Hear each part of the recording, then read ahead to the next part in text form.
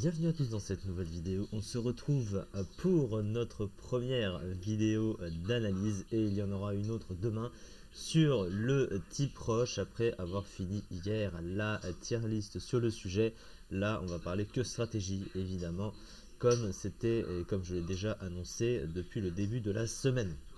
Donc on va parler tout d'abord du type roche en détail et aujourd'hui je vais nous allons voir quels sont les meilleurs Pokémon de type roche qui sont utilisables dans le metagame actuel, hein, mais par génération évidemment, c'est-à-dire que pour chaque génération où il y a eu, où il y a eu des Pokémon de type roche, nous allons prendre, je suis allé chercher celui qui se démarque, mais dans le metagame actuel encore une fois et non pas dans le metagame d'avant, hein, évidemment puisque le metagame actuel est beaucoup plus riche et a évolué.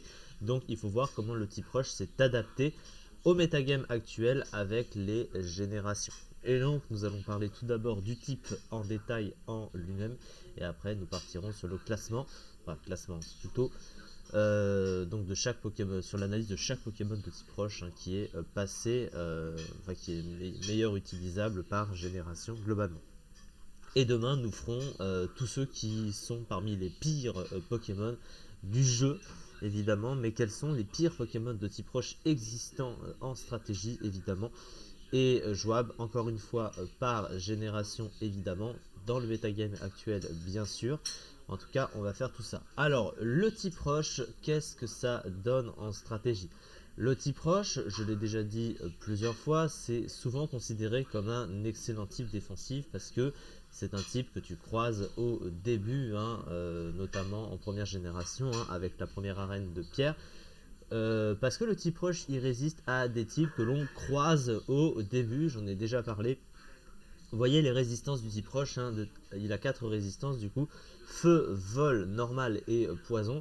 Et ce sont des types de Pokémon que tu croises au début. Mais regardez le nombre de faiblesses, 5 faiblesses. Donc il paraît bon défensivement, mais en fait c'est un type qui a un des plus grands nombres de faiblesses du jeu. Et des faiblesses qui sont toutes extrêmement gênantes. Alors même si c'est le type plante par exemple, et plus rare, ça reste une faiblesse. Le type combat et le type sol sont 3 des types les plus joués pour passer le type acier. Le type acier résiste au type roche, c'est le meilleur type défensif du jeu et le meilleur type stratégique du jeu qui est tout le temps présent dans une team. Et le type eau, un des meilleurs types du jeu, je dirais presque le troisième meilleur type, hein, voilà, qui est excellent. Et c'est surtout le type qui est le plus présent en nombre de Pokémon, donc le type eau, pareil, va être tout le temps joué en général. Au niveau offensif, le type roche il est correct, mais passable. Alors il est super efficace sur 4 types, déjà c'est ce qu'on voit. Sur le type feu, donc voilà, un des 3 types qui permet de passer le type acier. Le type vol, très joué, même tout le temps joué. Le type glace, c'est le pire type du jeu. Donc en général, avoir un type glace dans une team, ça va être très très rare, hein, parce qu'on sait que le type glace est mauvais et apporte beaucoup de faiblesses. Le type insecte est pratiquement jamais vu offensivement, à part que quelques Pokémon de type insecte qui ressortent du lot, mais c'est assez rare en général. Donc il est correct, mais sans plus offensivement.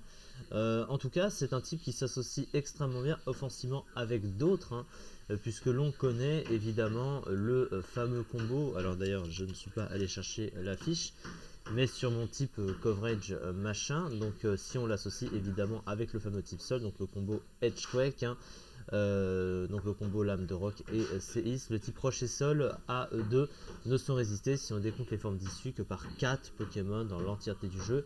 Et en 8ème génération, vu qu'il n'y a pas Torterra et il n'y a pas Blindepic, il y a seulement, et même Chapignon, il y a uniquement Viridium, un seul Pokémon dans le jeu qui résiste. Donc offensivement, naturellement, le combo est extrêmement fort s'il s'associe offensivement, par exemple, avec un type comme ça. En tout cas, c'est pas un mauvais type offensif, hein. C'est un type offensif qui est correct. Par contre, il est quand même résisté par 3 types extrêmement courants, hein. Combat, sol et acier, hein, c'est des types qui sont très très vus. 2 des 3 types qui servent à passer le type acier, bien sûr. Le type acier lui-même, ça, je viens de le dire. Le problème du type roche en stratégie, et ça a toujours été le cas depuis qu'il existe, c'est que c'est un type qui est souvent extrêmement orienté. En fait, si vous regardez les stats, vous voyez, vous avez la liste des Pokémon qui sont ici, et globalement, vous allez un peu voir souvent la même chose. Vous voyez que sur le physique, ils ont toujours des stats qui sont meilleures, Sur le spécial, ils sont moins bons et en général, c'est des Pokémon assez lents. C'est-à-dire que c'est très orienté, c'est très spécialisé sur le physique et pas sur le spécial. Ça veut dire que tous les Pokémon qui vont plus ou moins taper, qui vont plus taper sur le spécial que sur le physique, vont toujours être dangereux pour les Pokémon de type roche. Ça fait pratiquement tout un métagame, si j'ose dire, qui est dangereux pour le type roche. Donc rendez-vous compte qu'avec les générations et le métagame qui a évolué et le nombre de Pokémon qui a augmenté, et ben c'est évidemment pas incroyable.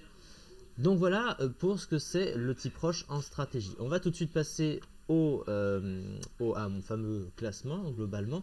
Quel Pokémon de type roche s'impose aujourd'hui par génération ou par Pokémon de type roche venu dans les générations dans le metagame actuel, donc celui de Pokémon épée bouclier, à une exception près, puisque étant donné que la méga évolution est apparue en 6ème génération, j'ai décidé de choisir une forme méga évoluée qui s'imposait avant.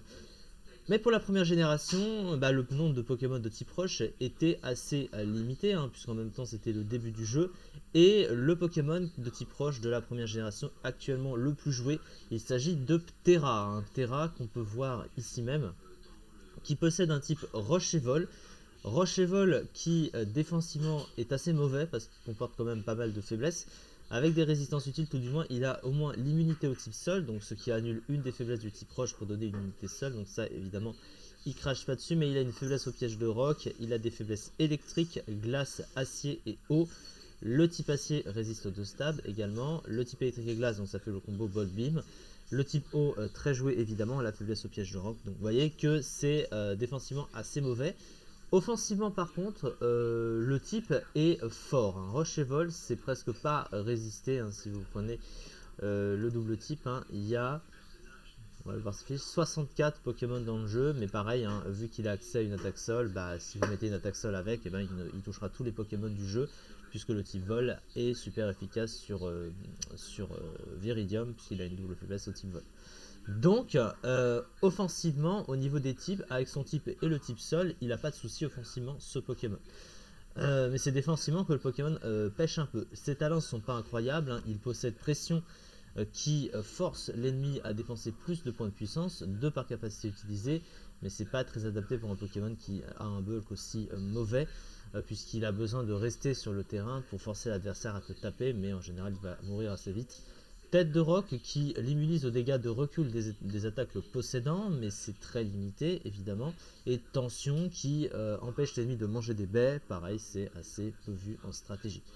Ses statistiques, il a un excellent speed tier quand même, c'est assez rare d'avoir un Pokémon de type roche aussi rapide, 130 de vitesse, c'est aussi rapide que Tokorico, faut quand même le noter. À côté de ça, par contre, les stats sont mauvaises. Il a un bulk de 65 en défense, 75 en défense spéciale et 80 en PV, donc c'est évidemment extrêmement mauvais. 60 en attaque spéciale, ça évidemment on n'en parlera pas.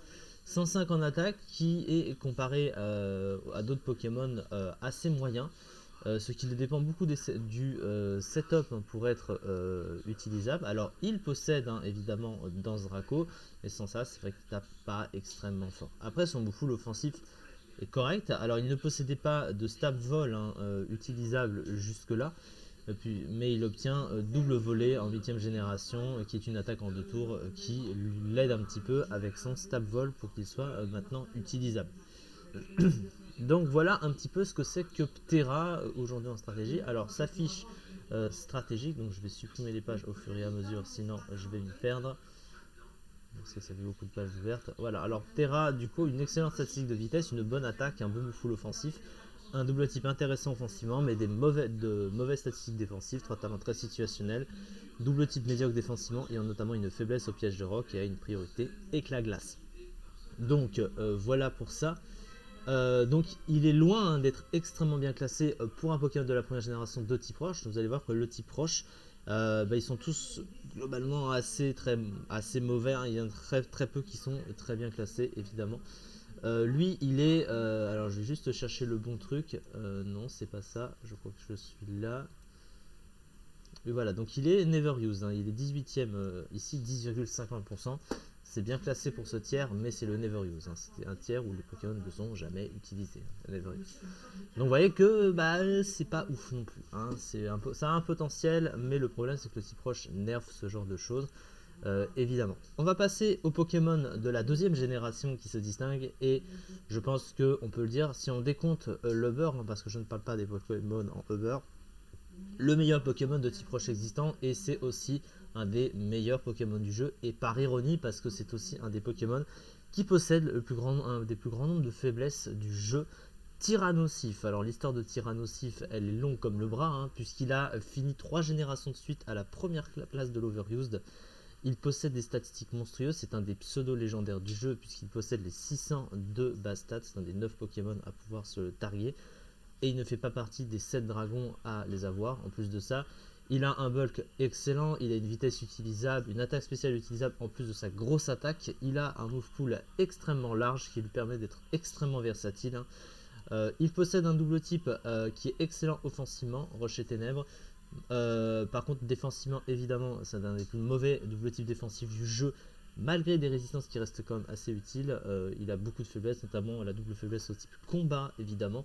Et pourtant, sa toute puissance au travers des générations a toujours été ce qu'il est.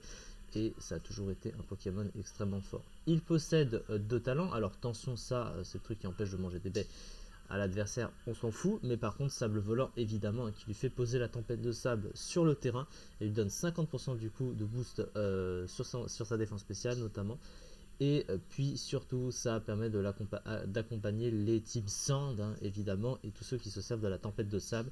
Donc c'est très pratique. Il a été pendant longtemps le meilleur trappeur du jeu avec son accès à poursuite, même s'il ne le possède plus.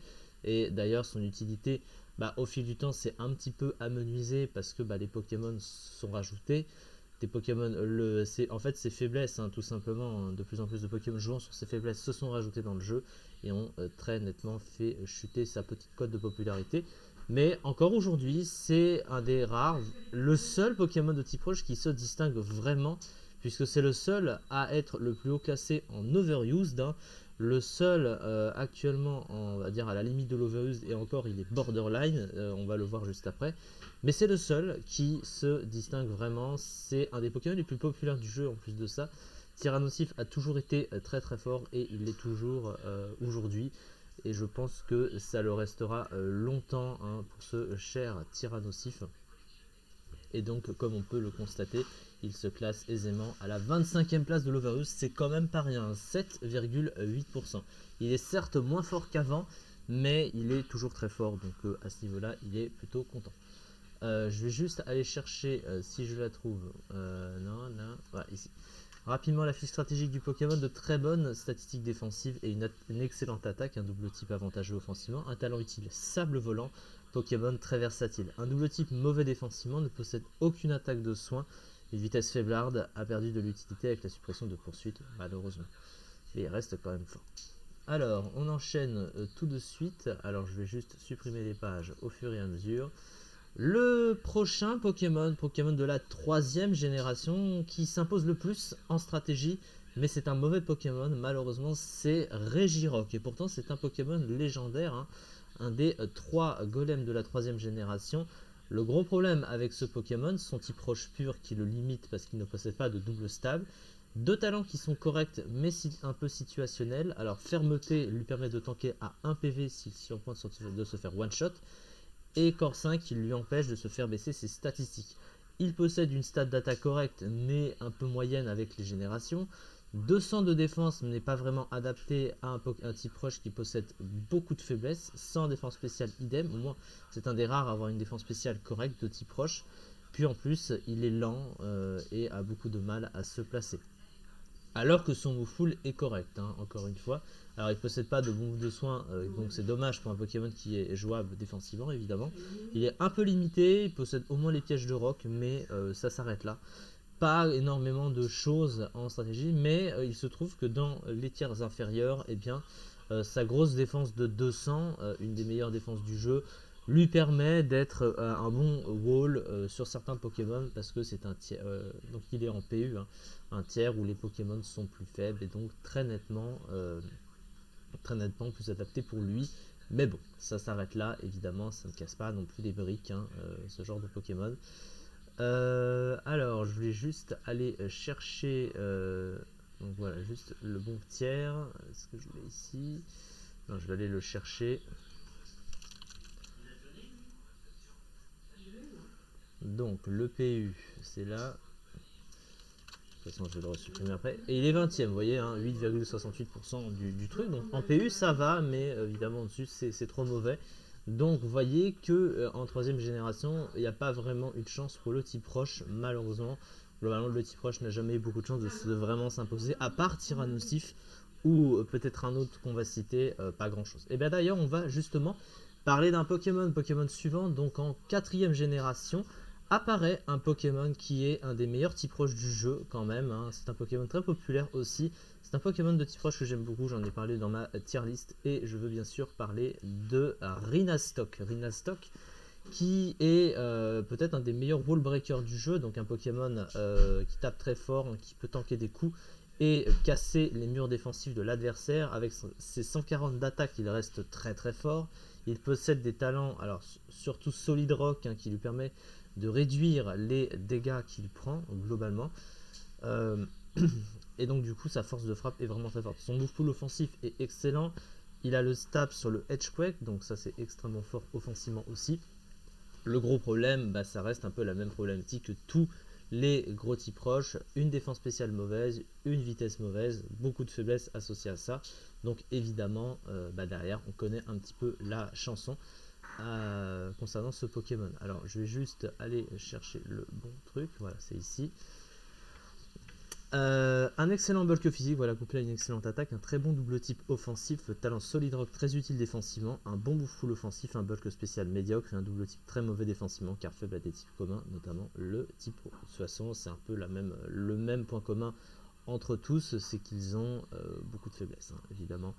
Et le problème, vous voyez que c'est très orienté. On en a fait plusieurs des types proches. Alors, à part Tyrannosif qui avait des statistiques plus ou moins élargies sur d'autres univers que seulement le physique, lui par exemple, bah, il a de très bonnes statistiques physiques, mais de très mauvaises statistiques sur le spécial. C'est vraiment ce qui caractérise les Pokémon de type roche. Alors, on enchaîne avec le Pokémon de la 5ème génération qui s'impose, enfin qui devient meilleur, hein, utilisable dans le metagame actuel, et c'est un Pokémon légendaire qui est bien connu, je pense, Terrakium. Terrakium étant le seul Pokémon à posséder le double type Roche et Combat, qui est un des meilleurs double types offensifs du jeu. Défensivement, par contre, il possède 7 faiblesses, donc évidemment extrêmement mauvais. C'est un des rares Pokémon de type Roche à posséder un excellent Spitier, 108 de vitesse, une très bonne attaque de 129, un bulk intéressant. Et il est capable de faire de gros dégâts à ses adversaires. Et voyez que lui, c'est un des deux seuls Pokémon de type Roche de cette vidéo qui est à la limite de l'overuse. Il est borderline underuse. Alors il est loin d'être aussi bien classé que Tyrannosif, on est d'accord là-dessus. Mais au moins, voilà, il est à la limite de l'overuse. Il est 97ème, hein, ce Pokémon, 0,29%. Son nombre de faiblesses, hein, évidemment, c'est un problème chez ce Pokémon. Comme beaucoup de type roche, un peu comme lui, malheureusement.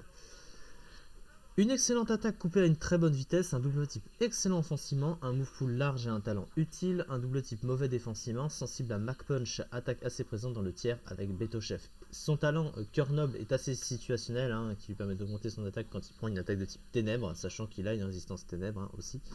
Bon, voilà, il est quand même très intéressant, très fort, un des rares Pokémon de type roche fort actuellement, quand même, faut le dire, malgré son nombre de faiblesses. Un peu comme Tyrannosif qui lui aussi possède beaucoup de faiblesses.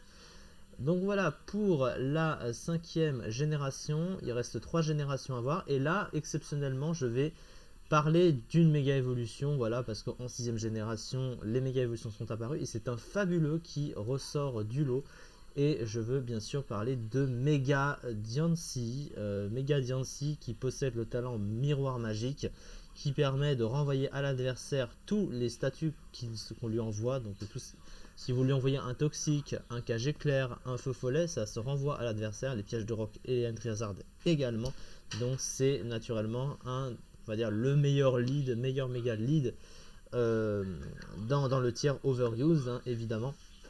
Il possède des statistiques incroyables, alors une base PV qui est assez mauvaise, mais de bonne défense, une excellente vitesse pour un type roche de 110, 160 dans les offenses, c'est extrêmement fort, aussi bon sur l'offensive que sur l'attaque physique que sur l'attaque spéciale, pardon. Le type roche fait est pas si incroyable que ça, mais correctissime, possède des résistances, des résistances utiles, l'immunité dragon également. Bon, la double faiblesse acier c'est gênant, la faiblesse sol c'est gênant, la faiblesse eau c'est gênant, mais avec le type roche on a un petit peu l'habitude. En tout cas, c'est une méga évolution qui était très intéressante quand même pour l'époque. Et elle se classait ici 54e du classement, 2,65%. C'est loin d'être incroyable, mais quand même pas mal. Et en tout cas pour un Pokémon de type roche, donc il faut quand même le souligner. Donc voilà pour ça. Je vais juste. Donc rapidement la fiche stratégique quand même, des excellentes statistiques offensives, un large move pool, un talent utile miroir magique qui l'immunise contre les attaques de statut et renvoie les entry hazard vers l'adversaire, bénéficie beaucoup de la nouvelle mécanique des méga évolutions, lui permettant d'avoir la vitesse de la méga évolution dès le tour où il méga évolue. Une statistique de PV médiocre, un double type mauvais défensivement, très vulnérable aux attaques d'un type courant acier, a parfois du mal à toucher certains de ces mêmes types acier.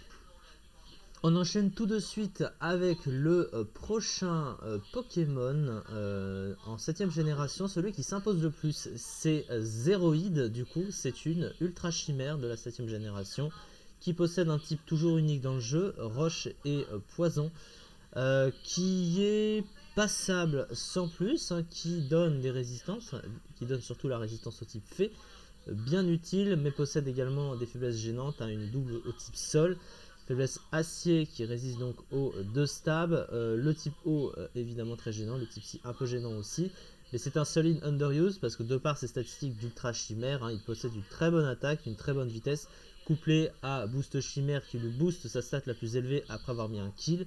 Il est plutôt intéressant à jouer et ses stats lui donnent beaucoup, enfin lui donnent une bonne possibilité offensive, donc ça c'est vraiment très apprécié en stratégie.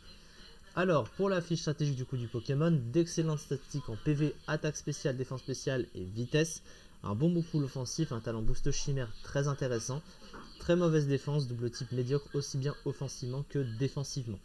Le Pokémon actuellement, alors que non ça c'est pas le bon truc, c'est l'Underuse que je cherche, voilà c'est ici, et donc le Pokémon est le deuxième meilleur Pokémon du jeu, hein, enfin du tiers pardon, en Underuse de 25,06%. Il est très souvent joué, donc ça prouve qu'il est assez fort pour le tiers, et c'est l'Underuse, donc c'est un des rares bons types proches du jeu actuellement, voilà. Ils sont très peu nombreux, mais il y en a. Le dernier Pokémon de ma vidéo, du coup, loin d'être un excellent Pokémon, c'est un des plus mauvais Pokémon du jeu. La 8ème génération n'a pas apporté de très bons Pokémon et il en est la preuve. Montracite, hein, qui fait un peu de la peine à voir. Son double type Roche et Feu, qui est un des plus mauvais types défensifs du jeu, qui possède des faiblesses extrêmement gênantes. Dos double au type Sol et Eau, faiblesse combat et faiblesse Roche à côté pour ne rien arranger. Offensivement par contre il est plutôt bon parce que les deux types vont bien ensemble offensivement.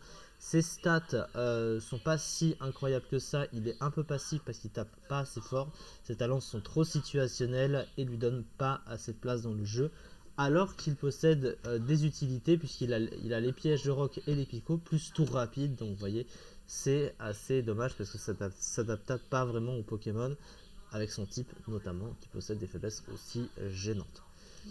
Un très bon bulk physique, cela dit, un move pool de support intéressant avec notamment un accès au piège de roc, au pico ainsi qu'à tour rapide, une très mauvaise vitesse et des statistiques offensives médiocres, un double type mauvais défensivement lui octroyant une faiblesse au piège de roc mais également une double faiblesse au type eau et sol. Donc voilà, pour finir, on finit pas de la meilleure des manières, mais c'est comme ça, et lui se classait à la 36e place du ZU, donc il n'était même pas top tier, hein, du pire tiers du jeu, 5,92%, donc c'est un peu triste, on est d'accord. Et du coup, voilà ce qui clôture notre vidéo, elle aura pris son temps, voilà, j'ai essayé de pas trop m'attarder sur chaque Pokémon, parce que sinon ça aurait duré trop longtemps. En tout cas, j'espère que ce sera plutôt correct, hein, et ça fait partie de ce qui se passe en ce moment, hein, sur la stratégie. Et donc voilà que globalement le type roche est loin d'être un des meilleurs types du jeu comme vous avez pu le constater par rapport aux Pokémon qui sont classés et surtout le peu de Pokémon qu'il y a de jouables, enfin qui sont joués dans les top tiers. En tout cas c'est ça pour cette vidéo. Demain